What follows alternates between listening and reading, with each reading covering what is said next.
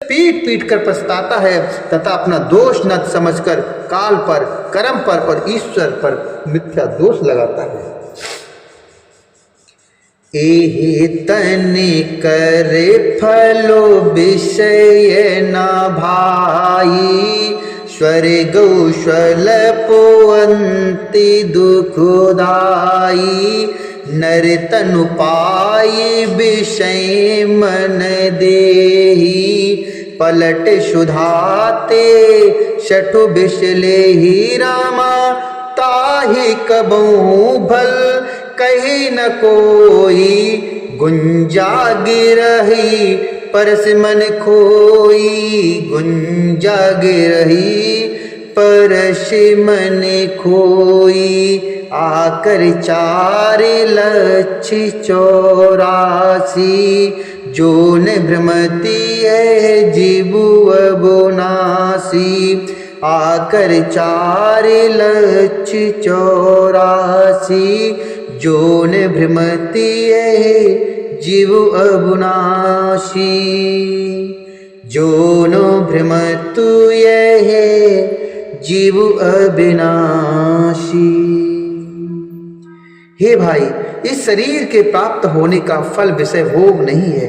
इस जगत के भोगों की तो बात ही क्या, स्वर्ग का भोग भी बहुत थोड़ा है और अंत में दुख देने वाला है। अतः नर तनु पाय विषय मनु देहि, पलट सुधाते शठु विसलेहि, पलट सुधाते शठु विसलेहि, पलट सुधाते शठु विसलेहि।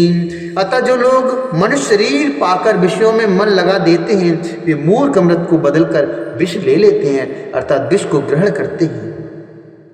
जो पारसमणि को खोकर बदले में गुमची ले लेता है, उसको कभी कोई भला अर्थात बुद्धिमान कहता है क्या? अर्थात उसे कोई बुद्धिमान नहीं कहता।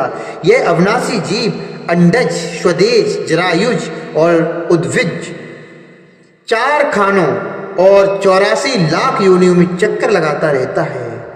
फिरत सदा माया कर प्रेरा, काल कर्म स्वभाव गुण घेरा, कब हुक कर करुणा नर देही, देत ईस बिनु हेत सनेही। माया की प्रेरणा से काल कर्म स्वभाव और गुण से घिरा हुआ अर्थात इनके बस में हुआ यह सदा भटकता रहता है। बिना ही कारण स्नेह करने वाले ईश्वर कभी बिरले ही दया करके इसे मनुष्य का शरीर देते हैं। नर तनु भव बारिध कहूँ बेरो, सन्मुख मरुत अनुग्रह मेरो, कर्णधार सदगुर दृढ़ नावा, दुर्लभ साज सुलभ कर पावा।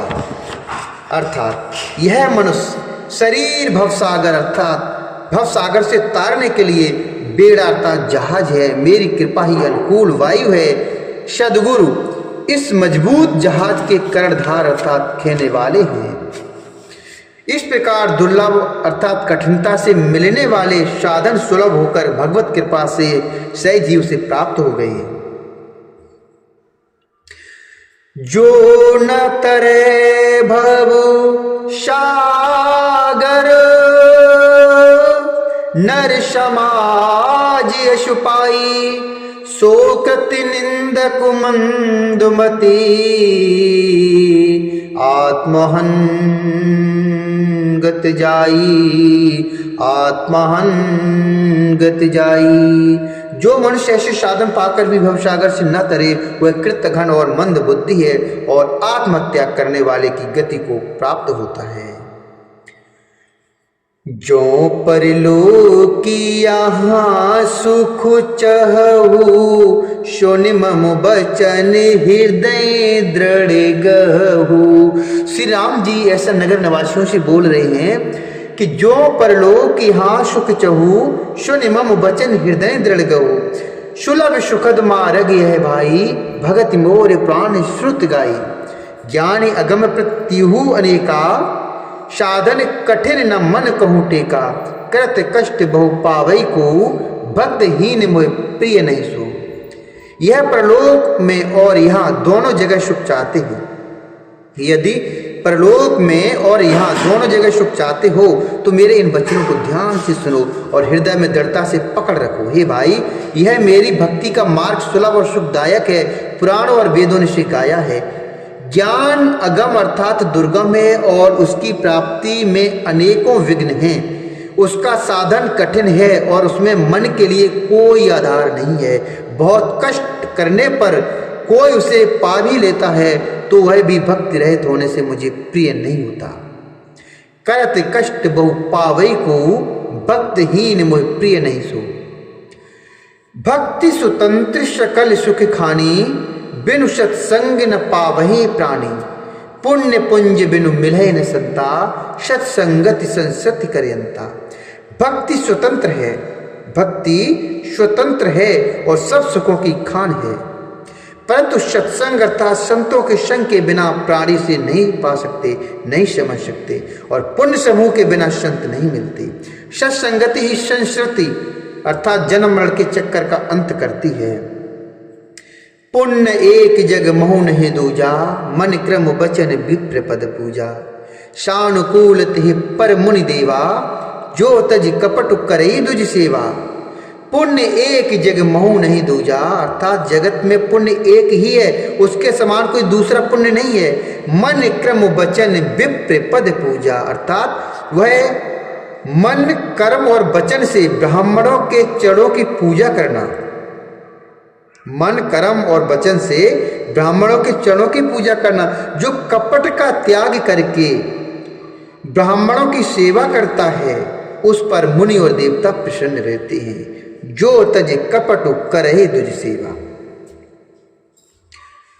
और की गुप्त मत सबहे कहूँ कर जोर। शंकर भजन बिना नरे भगति नहीं पावे मोरो। शंकर भजन बिना नर भगति न पावे मोरे। यह भगवान प्रभु श्री रामचंद्र जी ने बड़ी ही सुंदर बात कही है। और भी एक गुप्त मत है, मैं उसे सबसे हाथ जोड़कर कहता हूं कि शंकर जी के भजन बिना मनुष्य मेरी भक्ति नहीं पाता अर्थात मेरी भक्ति को प्राप्त नहीं हो सकता है। इसलिए भगवान शंकर को साथ में सबसे पहले भजते रहना चाहिए। बोले श्यावर रामचंद्र भगवान की जय। बोले श्री हरि नारायण भगवान की जय। शंकर भगवान की जय।